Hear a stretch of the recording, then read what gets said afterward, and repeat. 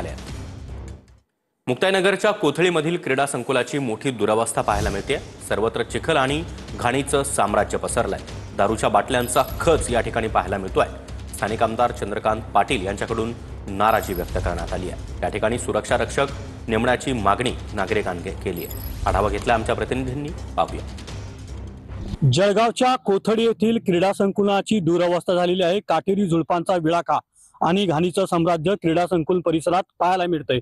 त्यामुळे क्रीडाप्रेमींमध्ये एक प्रकारे नाराजीचा सूर व्यक्त केला जात आहे। आपण सध्या कोथळीच्या क्रीडा संकुला परिसरात उभा आहोत।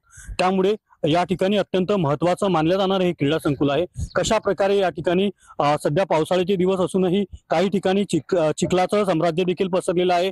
रनिंग करताना देखील या ठिकाणी तरुणांना मोठ्या त्रासाला समोर जावं लागतंय। तर जर एकंदरीत पाहिलं तर क्रीडाप्रेमी मोठ्या प्रमाणात संताप व्यक्त करताय, वारंवार या संदर्भात मागण्या करतायत, तरी देखील या संदर्भात दुर्लक्ष केलं जात असल्याचा आरोप या ठिकाणी केला जात आहे। रवी गोरेसह मंगेश ढोले, TV9 मराठी, मुक्ताईनगर, जळगाव। ती जागा मुक्ताई तालुका शिक्षण प्रसारक मंडळाने काहीतरी लीजवर घेतली होती आणि क्रीडा मंडळाला लीजवर दिलेली आहे।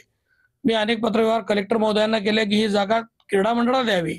क्रीडा मंडळाची जागा त्या टायमाला मुक्ताई देवस्थानजवळ असताना ती जागा तिथे न करता, त्या टायमाला मी आमदार नव्हतो, तर ती जागा पहिल्यांदा मला सरकारच्या म्हणजे माझीच जागा आहे, सरकारचीच जागा आहे, ती लीज रद्द करून सरकारच्या नावावर करून मग तिथे उपाययोजना कशा करता येईल राज्य सरकारच्या माध्यमातून ते मी निश्चितच करेल।